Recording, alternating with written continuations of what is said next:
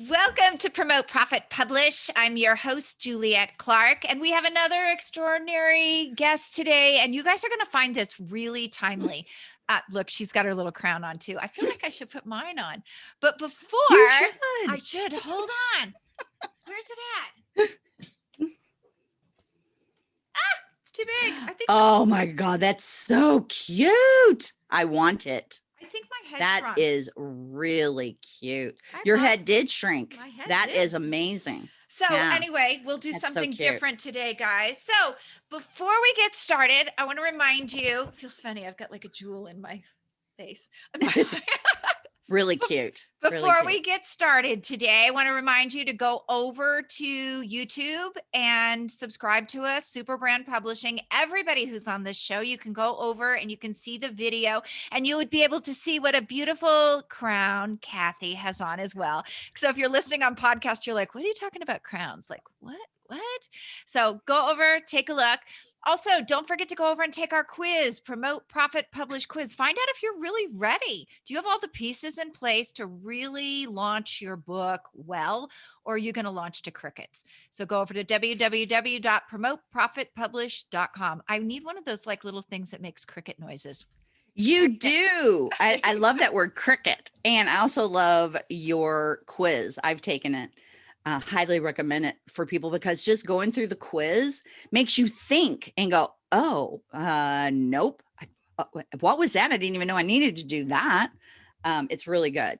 Yeah, thank you. Kathy You has a learn quiz from taking the quiz. Kathy has a quiz, by the way, and I did not pay her for that plug, but I might just have to pull it out and put it on my site as a testimonial. So please do. Thank you. Thank you. So this is Kathy. No, so today's guest is Kathy Goughenour. I can never say that right. Did I say it right? You did. Yay! Yes. Congratulations. Actually, I can never spell it. I can say it. I just can't spell it. So I can't spell it either. Why didn't you name somebody named Smith? Kathy Smith. After finding the courage to say bye-bye to her corporate marketing career, Kathy Goughenour has built a 6-figure virtual assistant business from her tiny little house in the middle of the forest. And it is really tiny, you guys. We'll talk about that a little bit. Today, she teaches professional women how to create their own at-home VA businesses so they can enjoy freedom, flexibility, and the financial security they desire and deserve. Kathy also offers VA matchmaking sessions to business owners interested in working with expert VAs and virtual experts.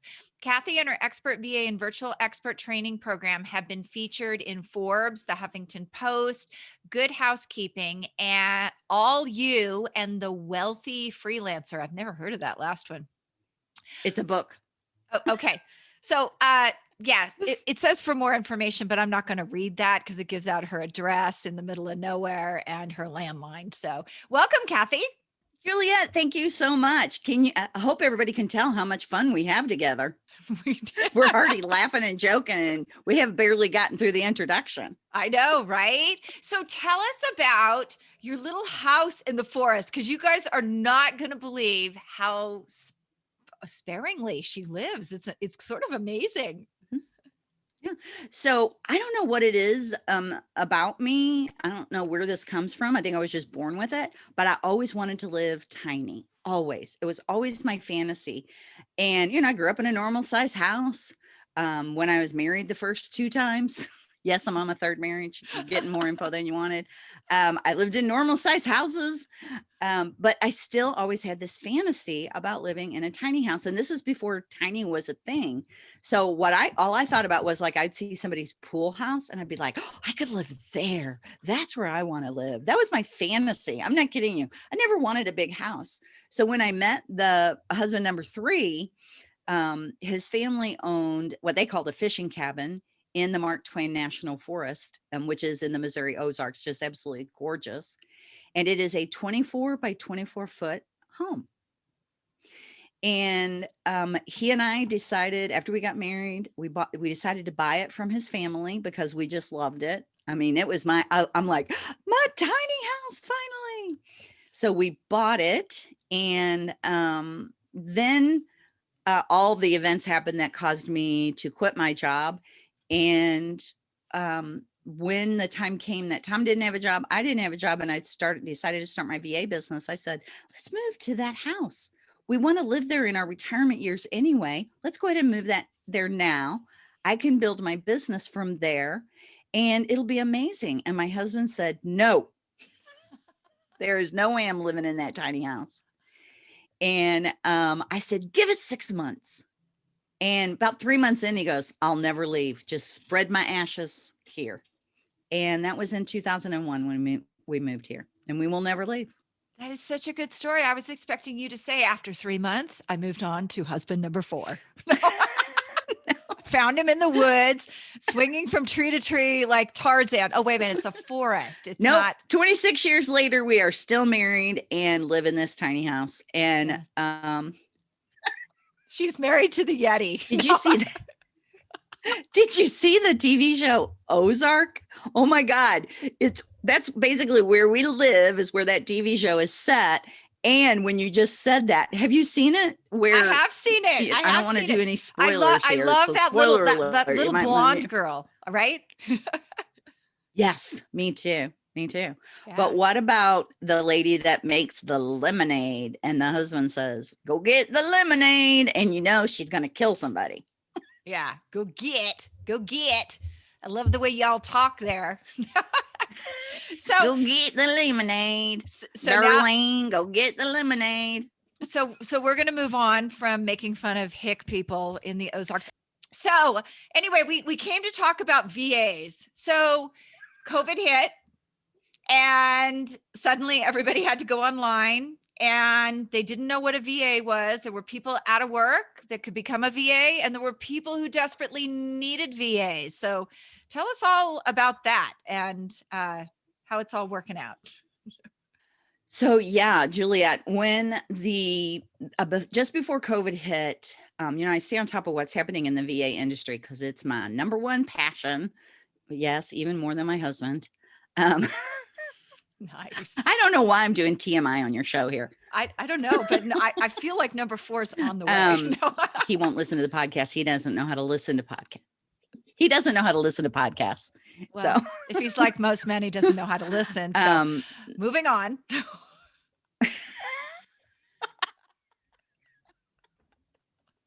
Okay, we're going to be serious here. Just before COVID hit, the VA industry was a $1 billion industry and growing. And then after COVID hit, it skyrocketed to 1 trillion, and it is continuing to grow because everybody needed to get online.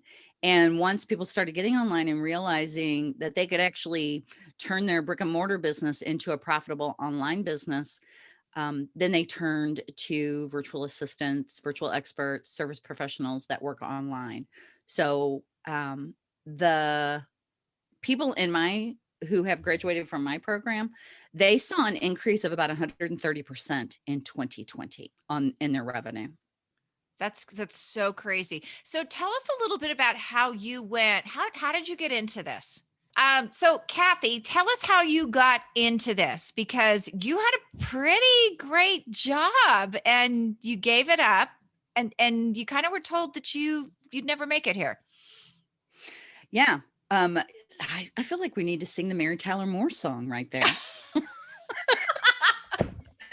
Okay, no singing on this show. If I could sing, I would have sang it right then. So I worked for AT&T for almost 20 years, and I was a marketing manager there. And I stopped getting promotions at about 18 years in. And I went to my boss and asked, what's up? Why am I not getting promoted? And he said, you want to know the truth? And I'm like, yes, I wouldn't ask otherwise. He said, you laugh and smile too much. And until you change that about yourself, you're never going anywhere else. And you guys, I did not wear tiaras or crowns or anything like that at the office. I wore suits like I was supposed to, like a good girl. So, and I'm silly. Yes, I love to be silly, but that doesn't mean I'm not smart. It's everybody's opinion that they look at you and think you're something that you're not, or can't see past happiness. I don't know. I couldn't figure out why he felt that way, but I knew it was reality because I hadn't gotten promoted for several years and I knew I wasn't going to get promoted again.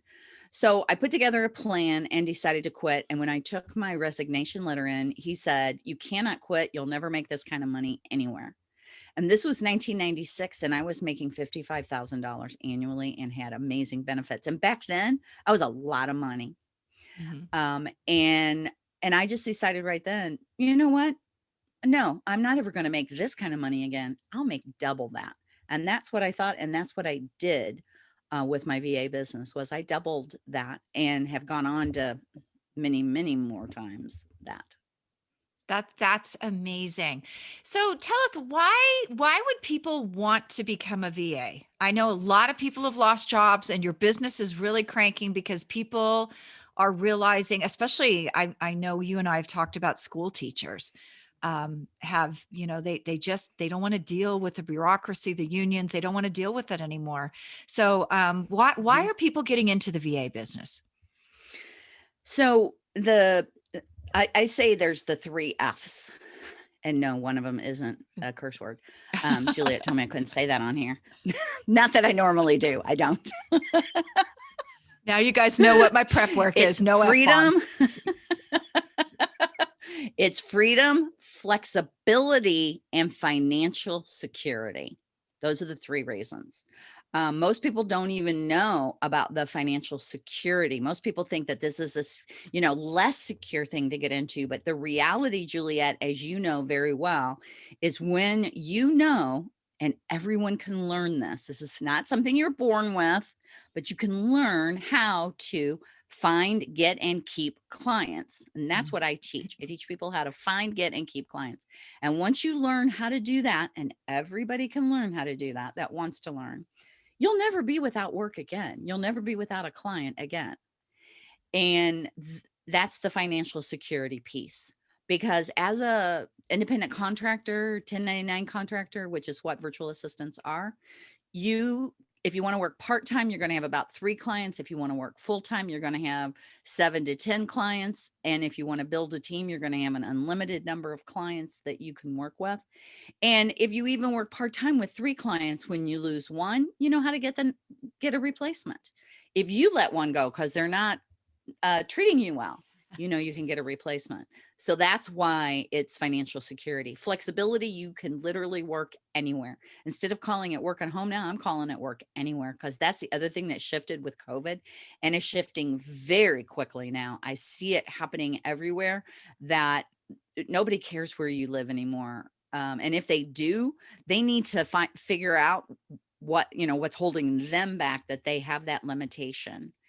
And freedom, well, when you're your own boss, you get to set your hours and decide when you want to work and what you want to earn and when you're going to get a raise and all of that good stuff. So the 3 F's, those are the reasons that people are moving towards becoming a virtual assistant. Yeah, I would agree with that. And that was one of my big lessons when I got out of real estate and started the publishing business. My goal was to be able to work from anywhere. And I don't really think that I realized until my mother passed away in 2016 and I literally worked on the road for the next 6 months, that I had been building towards that goal and I'd actually achieved it. That's when I really could test it. So and it's amazing. I just had one of my friends last week I reconnected with, who shared with me that she bought a mobile home or motor home in COVID. And she just went from place to place in the last year.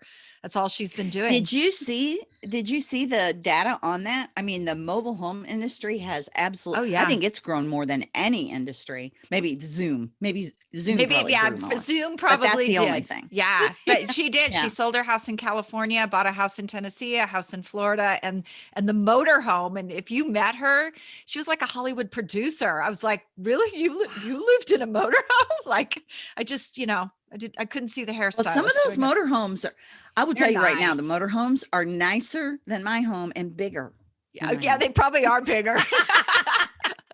I think they're typically 40 to 48 feet. So yeah, they're a little bit bigger. Yeah. So people are wanting the financial freedom of this. What about not even the financial, but for the most part, just the freedom of working their own hours. But talk about the financial freedom, because there is a downside to having your own business. You do have to pay your own, your own payroll Taxes. taxes. So you have to do some planning around this.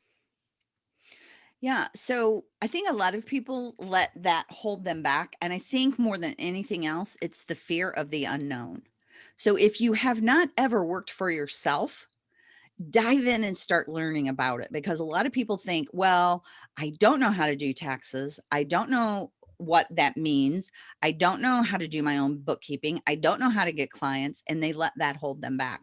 When all of this, let me tell you, I am not a numbers person. I am not techie on any level at all. And yet I have built $1 million business online. So if I can do it, anybody can do it. That is the reality. Mhm. And there's a lot of pieces that you can outsource safely. I mean, I still Oh, do my own accounting, but there are a lot of things that I like. I don't build my own websites. There's a lot of stuff I don't do. So, from a standpoint of somebody who's looking to go online, what kinds of things do VAs do that they would need from them? so I used to say VAs do everything except for deliver coffee. And now I don't even say that, because you can have coffee delivered virtually. They can order the coffee to be delivered. So what I teach is to earn the most money and to be the happiest. Typically, to be the happiest, you want to specialize, because being the general admin, you're not going to make nearly as much money. You're going to be capped at about $25 per hour. And the type of people that I like to work with are professional women. And by that, I mean exactly what you're talking about. They're former teachers, former office managers, or they've been stay-at-home moms who have been homeschooling. That's also very professional. You have to manage your own home. You have to teach. You're a teacher teaching children. So if you have that kind of background, I love working with women like that, because you have a work ethic already. You have a lot of skills already. So the general admin isn't something I recommend sticking around in for any length of time at all. So when you specialize, then you can decide, do you want to do something creative? Like, for example, do you want to write? Do you want to blog? Do you want to ghostwrite? Do you write emails, write Facebook ads? Do you want to create imagery? All those social media posts that you see out there, somebody's creating those, right? So you can do that. Or do you want to do the opposite end? Do you like technology? If you like technology, there are thousands of platforms out there that people need to log in the back end of and be able to manipulate. You don't need to know coding. That is not needed these days. Most people think, oh, I have to code to do that. No, all you have to do is learn how to manipulate the software. And we're talking about, like, when you open a Word document and at the top you see bold, underline, that kind of stuff. That's how Yeah. these software programs look on the back end now. So all you have to do is learn how to do that. And then, there's bookkeeping, there's calendar and email management, there's social media management, whatever it is that you might enjoy. And I know there's a lot of times that people that are thinking, I have no idea what I would enjoy doing. That's why you come attend an event that I have, because I can help you identify that. I am very good at identifying what you would enjoy specializing in and what skills you already have that can easily transition into your virtual assistant career. hmm And you guys, complete transparency. I actually mentored this last year for Kathy's higher end group, and a lot of those guys are marketing. They're doing either video marketing, is specializing in it, real estate blog writing. I think Jennifer does just about everything. She's an agency She, unto herself now, yeah, she and has a digital marketing agency. yeah. So, there are other things that you can morph into as well. So let's answer a question you asked me a couple weeks ago. You have people come in occasionally who say, "Oh, I'd rather be a coach." And you and I talked about the benefit of starting as a VA from a management standpoint. You want to talk a little bit about that? Yeah. So when you haven't been any of these things yet, Yeah. you don't know what you don't know. That's where I was. And please don't feel like, oh my gosh, I feel upset that I don't know this. How would you possibly know how to run an online business if you haven't run an online business? There's no way to know that. I mean, I had an ego coming out of the corporate world. I had an MBA. I'd been there 20 years. I was 40 years old. I'm like, I know everything.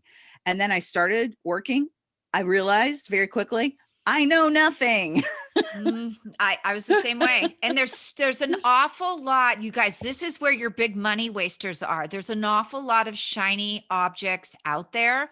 And you're going to spend a lot of money on things you don't need. So even Yes. going through this, you're going to understand, I think where people waste money in digital marketing is, first of all, they don't understand their funnels. They don't understand their process.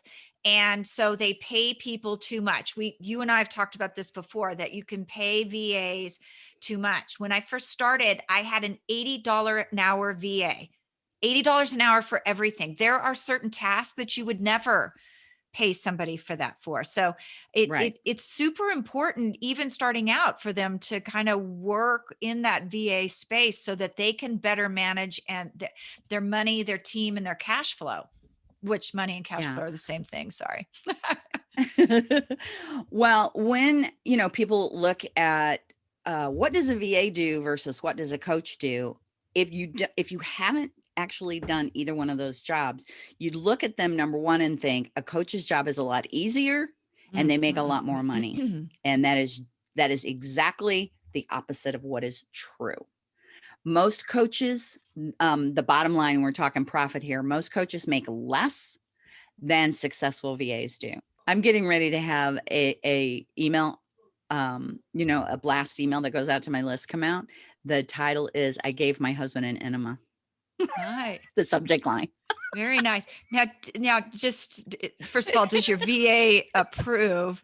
Second of all, you guys think about that for a minute. Would you open that because it intrigued you, or would you not open it because it's TMI? Because you don't. Yeah, exactly. I would love, please type in this and let us know in the comments, because maybe I won't send it out if everybody says no way I would open it. Yeah. Now I will tell you, of course, I didn't write it. My VA, my virtual expert who does my email writing, wrote it. I gave her the story, but she came up with a fabulous moral behind all this. And I absolutely loved the story. She did. And it's true. Okay. My husband trusted me enough to allow me to do this. And I loved my husband enough to do this for him. And, part of who I am, if you guys can't already tell, Juliet knows this, I'm TMI almost all the time. So you might as well know it now and opt out of my email sequence if you don't want it. Or opt in if you do want this. Exactly. But 80-20 rule. So virtual assistants earn profit of about 80% of everything of the work that they do. When they work as a solo VA. Coaches, the average coach is just the flip. If they actually have a profit at all, it's 20% profit, 80% expenses. Yeah. So you have to really, really love being a coach in order to take on that role. What I learned going through this industry was that I was really, really lucky to even begin in this, because I was able to learn everything that I needed to know about running an online business while I earned money as a virtual assistant. Mm-hmm. So for example, Juliet, anybody that works with you, oh my gosh, they're going to get a tremendous education working with you, using your software programs that you use, learning how you run your business. And, as they're earning money working with you. So it's just a brilliant way to earn money while you learn more about what all is available out there online, what else you might want to do. And then you can grow into that. So for example, you mentioned Jennifer Tamborski doing digital marketing agency. She didn't start out there at all. She grew into it. Yeah, that's so true. So you guys, just so you know, we were talking about this because somebody wanted to be a coach that was coming into their program. And I think the biggest difference here is, as a coach, if you want to make money, you have to learn what to let go and just strictly play in your zone of genius. So if that's coaching, that's where you have to be. If you're the rainmaker, which most coaches are, you have to be able to attract and close deals. That's your gig. Everything else can go off to a VA to handle for the most part. And that's pretty much the way I run my business is, I have my consulting time, I have my closing time, I have my partner time where I, talk to power partners. Kathy's one of them, and figure out what's going on, how we can help each other. And that's it. Can you tell? Because we're two little crown peas in a pod. I have to tell you, I'm so lucky to have Juliet as my power partner.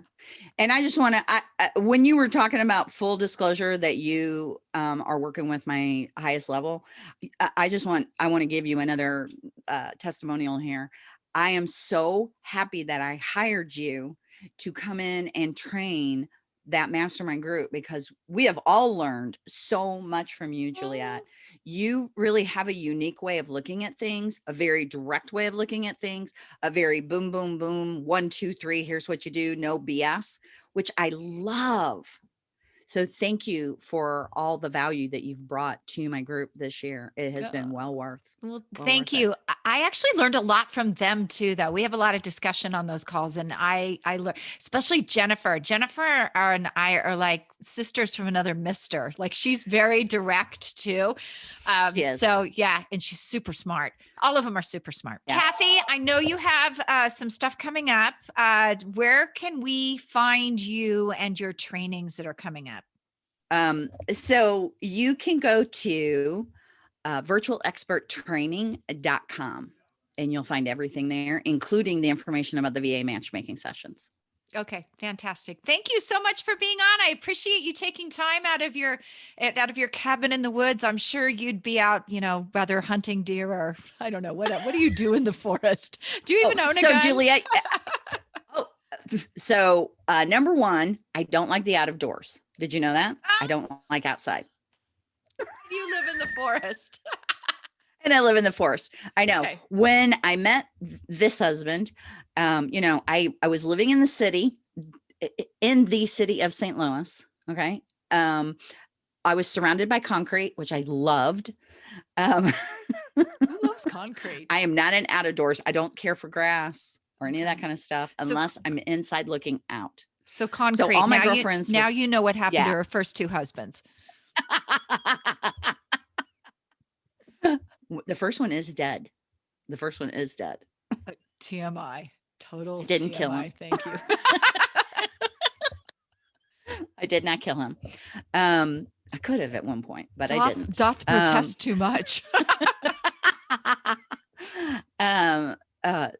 What was I saying? Oh, so all my girlfriends were like, you run. This man lives in the woods. He loves fishing and hunting and stuff like that. And I was like, yeah, but I really like him. He's pretty awesome. He's pretty smart. And I'm like, I could get to know the woods. I could get to know grass. And then I married him. He realized I really don't care for grass. And, where I actually have to touch it. If I'm inside in air conditioning, with, that I can look out the windows and see the beauty of the out of doors, I love it. But actually having to be in it with bugs and stuff, no, thank you. Okay. And on that note, we will end. Thank you.